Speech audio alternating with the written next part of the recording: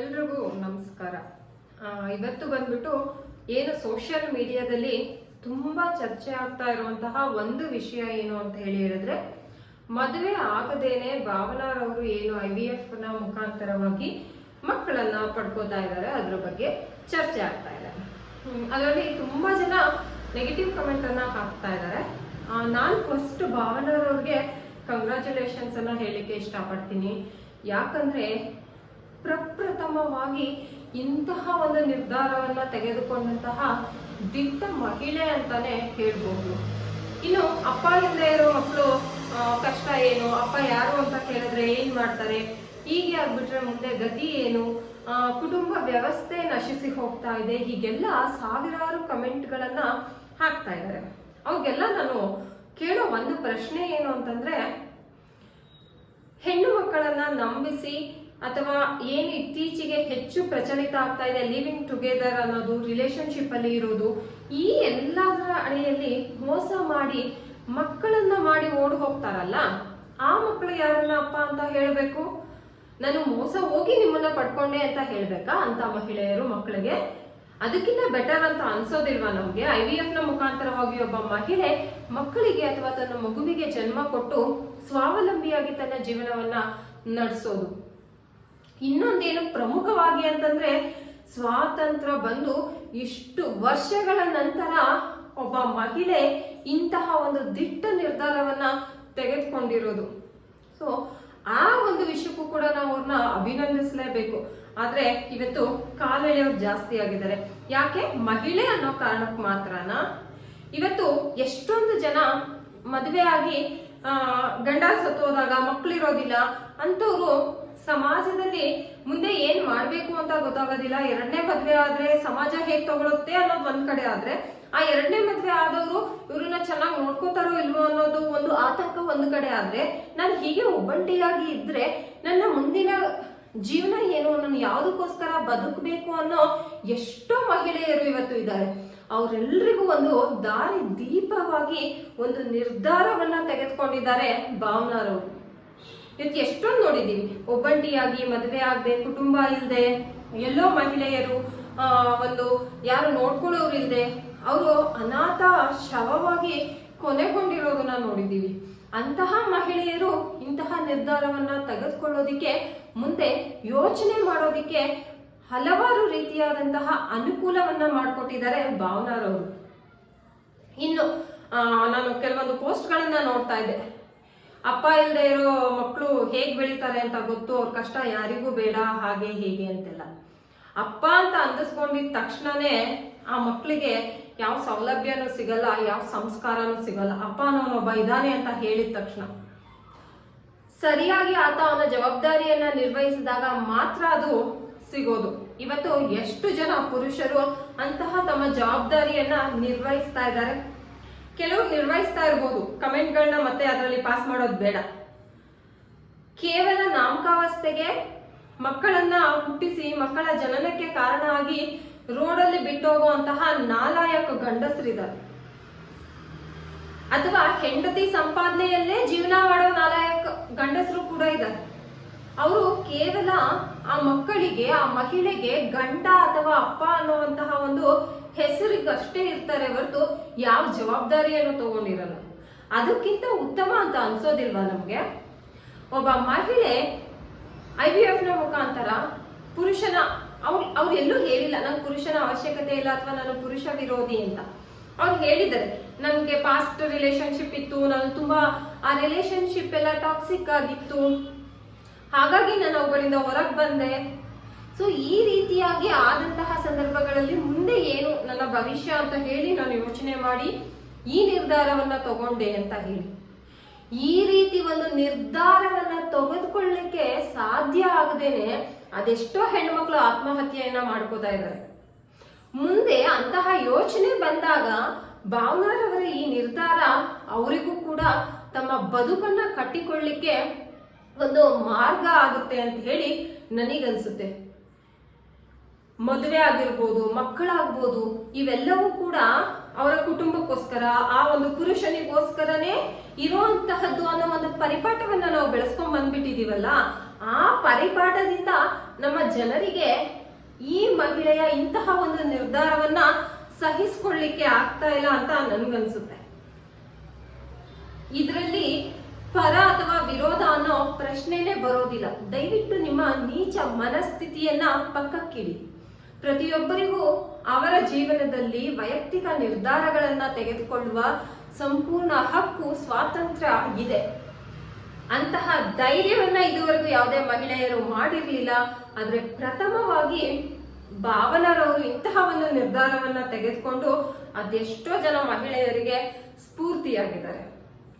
ನನಗೆ ಗೊತ್ತಿದ್ದ ಹಾಗೆ ವಿವಾಹ ಆಗದೇನೆ ಈ ರೀತಿ IVF ನಲ್ಲಿ ಮಗುವನ್ನ ಮಾಡಿಕೊಂಡು ಅದನ್ನ ಹೆಮ್ಮೆಯಿಂದ ನನಗಾಗಿ ನಾನು ಮಾಡ್ಕೊಂಡಿದ್ದೀನಿ, ಆ ಮಕ್ಕಳನ್ನ ಅಪ್ಪ ಇಲ್ಲದಿದ್ರೂ ಕೂಡ ನಾನೇ ಒಂದು ಸರಿಯಾದ ರೀತಿನಲ್ಲಿ ಬೆಳೆಸ್ತೀನಿ, ಆ ಜವಾಬ್ದಾರಿಯನ್ನ ತಗೋತೀನಿ ಅನ್ನೋ ಒಂದು ದಿಟ್ಟ ನಿರ್ಧಾರವನ್ನ ತೆಗೆದುಕೊಂಡಿರೋದು ಭಾವನಾ ಅವರೇ ಮೊದಲು ಅಂತ ನನ್ಗನ್ಸುತ್ತೆ.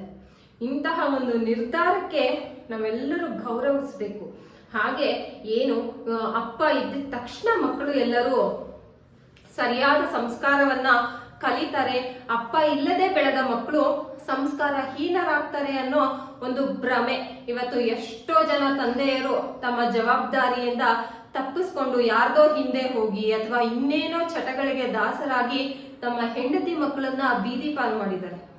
ಅಲ್ಲಿ ಕೂಡ ಆ ಮಹಿಳೆನೇ ಆ ಮಕ್ಕಳಿಗೆ ಅಪ್ಪನಾಗಿ ಅಮ್ಮನಾಗಿ ತಾನು ಮಾತ್ರ ತನ್ನ ಜವಾಬ್ದಾರಿಯಿಂದ ತಪ್ಪಿಸ್ಕೊಳ್ದಾನೆ ಅವ್ರನ್ನ ಮುನ್ನಡೆಸ್ತಾ ಇದ್ದಾಳೆ, ಬೆಳೆಸ್ತಾ ಇದ್ದಾಳೆ, ಅವ್ರಿಗೆ ಒಂದು ಜೀವನಕ್ಕೆ ದಾರಿಯನ್ನ ಮಾಡ್ಕೊಡ್ತಾ ಇದ್ದಾಳೆ. ಇಲ್ಲಿ ಅಪ್ಪನೇ ಬೇಕು ಅಂತ ಏನು ಇಲ್ಲ. ಹಾಗೆ ಎಲ್ಲ ಅಪ್ಪಂದಿರು ಏನೋ ಅವ್ರ ಕರ್ತವ್ಯವನ್ನ ನಿರ್ವಹಿಸ್ತಾ ಇಲ್ಲ. ಇನ್ನು ಒಂದು ಪೋಸ್ಟ್ ನೋಡ್ದೆ, ಅಪ್ಪ ಇಲ್ಲದೆ ಯಾರೋ ಹಾಕಿದ್ರು ಫೇಸ್ಬುಕ್ ನಲ್ಲಿನೇ, ಅಪ್ಪ ಇಲ್ಲದೆ ಬೆಳೆದಿರೋ ಕಷ್ಟ ನನಗೆ ಗೊತ್ತು, ಯಾವ ಹೆಣ್ಣು ಮಕ್ಕಳು ಇಂತಹ ನಿರ್ಧಾರವನ್ನ ತಗೋಬೇಡಿ ಅಂತ. ನಾಚಿಕೆ ಆಗ್ಬೇಕು ಆ ಪೋಸ್ಟ್ ಅನ್ನ ಹಾಕಿದವನಿಗೆ. ಅವನು ಅಪ್ಪ ಇಲ್ದೆ ಬೆಳೆದೆ ಅದಕ್ಕೆ ಕಷ್ಟ ಆಯ್ತು ಅಂತ ಹೇಳಿದಾನೆ. ಆದ್ರೆ ಅಪ್ಪ ಇಲ್ದಿದ್ರು ನನ್ನಮ್ಮ ನನ್ನನ್ನ ಬೆಳೆಸಿದ್ಲು ಅಂತ ಆ ಒಂದು ಹೆಮ್ಮೆ ಅವನಿಗೆ ಇಲ್ಲ. ಆ ತಾಯಿಯ ಬಗ್ಗೆ ಗೌರವ ಇಲ್ಲ. ಆ ತಾಯಿನೂ ಅವ್ರ ಅಪ್ಪನ ತರನೇ ಬಿಟ್ಬಿಟ್ಟು ಹೋಗಿದ್ದಿದ್ರೆ ಅವನ ಪರಿಸ್ಥಿತಿ ಏನಾಗ್ತಿತ್ತು ಅನ್ನೋ ಅರಿವು ಇಲ್ಲ ಅವನಿಗೆ. ಯಾಕೆ ಈ ರೀತಿಯಾಗಿ ನಮ್ಮ ಮನಸ್ಥಿತಿ ಇದೆ ಅಂತ ಹೇಳಿ, ಯಾರು ಇಲ್ದೆ ಇನ್ನು ಅಪ್ಪ ಅಮ್ಮ ಇದ್ದು ಮಕ್ಕಳನ್ನ ಬೆಳೆಸಿ ಆ ಮಕ್ಕಳು ಹೇಗೆ ಅಪ್ಪ ಅಮ್ಮನ ನೋಡ್ಕೋತಾ ಇದ್ದಾರೆ ಅಂತ ನಾವ್ ಇವತ್ತು ಹೇಳೋದೇ ಬೇಡ. ಇತ್ತೀಚಿಗೆ ತಾನೇ ನಾವೆಲ್ಲರೂ ನೋಡಿದೀವಿ, ಆಶ್ರಮಕ್ಕೆ ಬಿಟ್ಟು ಹೋಗಿದ್ದಂತಹ ವೃದ್ಧ ದಂಪತಿಗಳು ಆತ್ಮಹತ್ಯೆಯನ್ನ ಮಾಡ್ಕೊಂಡಿದ್ದ ಒಂದು ಪ್ರಸಂಗ. ಅಪ್ಪ ಅಮ್ಮ ಬೆಳೆಸಿದ ಮಕ್ಕಳಲ್ವಾ, ಎಲ್ಲೋಯ್ತು ಮತ್ತೆ ಸಂಸ್ಕಾರ? ಯಾಕೆ ಅವರು ಆತ್ಮಹತ್ಯೆ ಮಾಡಿಕೊಳ್ಳುವಂತಹ ಪರಿಸ್ಥಿತಿ ಬಂತು? ಇನ್ನು ಇತ್ತೀಚೆಗೆ ಮತ್ತೊಂದು ಪ್ರಕರಣವನ್ನ ನೋಡಿದ್ರೆ, ಹುಷಾರಿಲ್ಲದೆ ಇರ್ತಕ್ಕಂತಹ ಒಂದು ತಂದೆ ತಾಯಿಯನ್ನ ಆಸ್ಪತ್ರೆಗೆ ಅಂತ ಹೇಳಿ ಕರ್ಕೊಂಡೋಗಿ ಯಾವ್ದೋ ಕಾಡಲ್ಲಿ ಬಿಟ್ಟು ಹೋಗಿದ್ದಾರೆ. ಇವರೆಲ್ಲ ಅಪ್ಪ ಅಮ್ಮ ಇಬ್ರು ಇದ್ದು ಕುಟುಂಬ ವ್ಯವಸ್ಥೆಯಲ್ಲಿ ಬೆಳೆದ ಮಕ್ಕಳಲ್ವಾ, ಎಲ್ಲೋಯ್ತು ಇವ್ರ ಸಂಸ್ಕಾರ? ಯಾಕೆ ಹೀಗ್ ಮಾಡಿದ್ರು? ಅಪ್ಪ ಇದ್ದು ಬೆಳೆದಂತಹ ಮಕ್ಕಳು. ಇಲ್ಲಿ ಅಪ್ಪ ಇದಾನ ಅಮ್ಮ ಇದಾಳ ಅನ್ನೋದು ಮುಖ್ಯ ಅಲ್ಲ, ಮಕ್ಕಳನ್ನ ಹೇಗೆ ಬೆಳೆಸ್ಬೇಕು ಅನ್ನೋದು ಮುಖ್ಯ. ಇವತ್ ಎಷ್ಟೋ ತಂದೆ ತಾಯಿಗಳು ಅವರೇ ಅವ್ರ ಮಕ್ಕಳು ಭವಿಷ್ಯವನ್ನ ಹಾಳು ಮಾಡ್ತಾ ಇದ್ದಾರೆ. ಅದ್ ಹೆಣ್ಣಾಗಿರ್ಬೋದು, ಗಂಡಾಗಿರ್ಬೋದು. ಇಂತಹ ವ್ಯವಸ್ಥೆಯಲ್ಲಿ ನಾವು ಇದ್ದೀವಿ. ಇವತ್ತು ಎಷ್ಟೋ ಮಹಿಳೆಯರು ಮೋಸಕ್ಕೆ ಒಳಗಾಗಿ ನನ್ಗೆ ಯಾರು ಇಲ್ಲ ಅಂತ ಹೇಳಿ ಆತ್ಮಹತ್ಯೆ ಕಡೆ ಮುಖ ಮಾಡ್ತಾ ಇದ್ದಾರೆ. ಯಾಕೆ ಬದುಕಬೇಕು ಅನ್ನೋ ಒಂದು ಚಿಂತನೆ ಅವರಲ್ಲಿ ಮೂಡ್ತಾ ಇದೆ.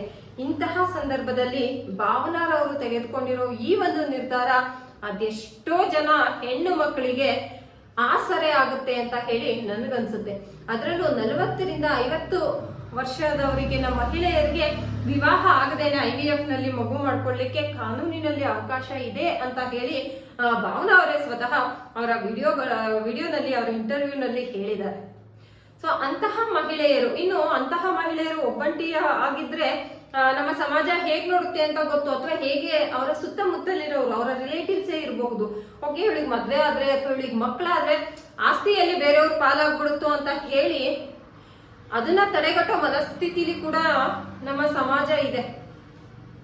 ಅಂತಹದ್ರಲ್ಲಿ ಇಂತಹ ಒಂದು ನಿರ್ಧಾರ ಅದೆಷ್ಟೋ ಹೆಣ್ಣು ಮಕ್ಕಳ ಬಾಳಿಗೆ ನಿಜವಾಗ್ಲೂ ಬೆಳಕಾಗುತ್ತೆ ಅಂತ ನಂಗನ್ಸುತ್ತೆ.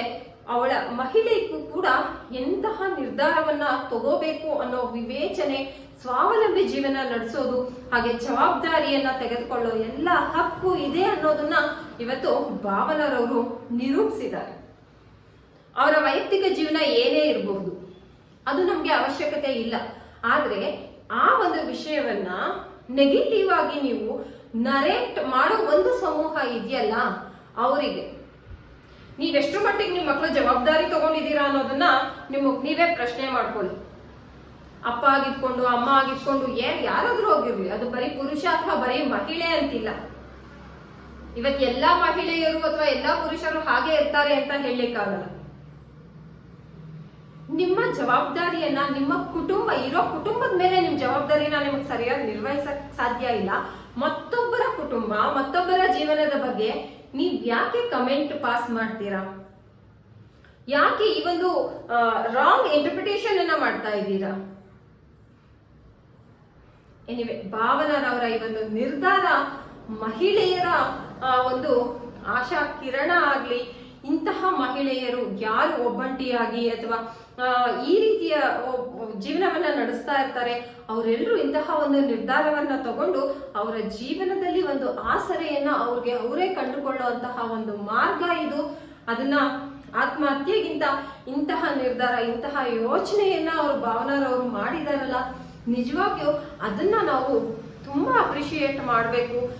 ಕಂಗ್ರಾಚುಲೇಷನ್ಸ್ ಅವರಿಗೆ, ಎಲ್ಲಾ ಮಹಿಳೆಯರಿಗೆ ನಿಜವಾಗಿಯೂ ಮಾದರಿ ಮಹಿಳೆ ಆಗಿದ್ದಾರೆ ಅವರು. ಅವರ ಹಕ್ಕು, ಅವರ ಒಂದು ಸ್ವಾತಂತ್ರ್ಯ, ಅವರ ನಿರ್ಧಾರವನ್ನ ನಾವೆಲ್ಲರೂ ಗೌರವಿಸಬೇಕು. ನಿಮಗೆ ಗೌರವವನ್ನ ಕೊಡ್ಲಿಕ್ಕೆ ಆಗ್ಲಿಲ್ಲ ಅಂತಂದ್ರೆ ಸುಮ್ಮನೆ ಇದ್ದು ಬಿಡಿ, ಅದನ್ನ ಅಗೌರವಿಸ್ಲಿಕ್ಕೆ ಹೋಗಬೇಡಿ. ಅವರ ವೈಯಕ್ತಿಕ ಜೀವನದಲ್ಲಿ ನಿಮ್ಮ ಮೂಗು ತೂಸ್ಲಿಕ್ಕೆ ಹೋಗ್ಬೇಡಿ. ನಿಮ್ಮ ವೈಯಕ್ತಿಕ ಜೀವನವನ್ನ ಅಥವಾ ನಿಮ್ಮ ಸುತ್ತಮುತ್ತ ಇರುವಂತಹ ಪರಿಸ್ಥಿತಿಗಳನ್ನ ಒಂದ್ಸಲಿ ಅವಲೋಕಿಸಿ ನೋಡಿ. ಎಷ್ಟು ಜನ ಮಕ್ಕಳು ಅಪ್ಪ ಇಲ್ಲದೆ ಅಥವಾ ಅಮ್ಮ ಇಲ್ಲದೆ ಸಿಂಗಲ್ ಪೇರೆಂಟ್ ಕಾನ್ಸೆಪ್ಟ್ ಅಲ್ಲಿ ಬೆಳೀತಾ ಇದ್ದಾರೆ ಅಂತ ಹೇಳಿ. ಆಗ ಗೊತ್ತಾಗುತ್ತೆ ಭಾವನರವರ ಈ ಒಂದು ನಿರ್ಧಾರಕ್ಕೆ ನಿಜವಾಗಿಯೂ ತುಂಬಾ ಗೌರವಿಸ್ಬೇಕು. ಅವ್ರಿಗೆ ಮತ್ತೊಮ್ಮೆ ಅಭಿನಂದನೆಗಳು. ಅವ್ರಿಗೆ ಹುಟ್ಟೋ ಮಕ್ಕಳು ಆರೋಗ್ಯವಾಗಿ ಹುಟ್ಲಿ, ಅವರ ಆರೋಗ್ಯನೂ ಕೂಡ ಸುಧಾರಿಸಿ ಅವರು ಆ ಮಕ್ಕಳನ್ನ ಬೆಳೆಸುವ ಮುಖಾಂತರ ಮತ್ತಷ್ಟು ಮಹಿಳೆಯರಿಗೆ ಮಾದರಿ ಆಗ್ಲಿ ಅಂತ ಹೇಳಿ ಹಾರೈಸೋಣ. Thank you so much.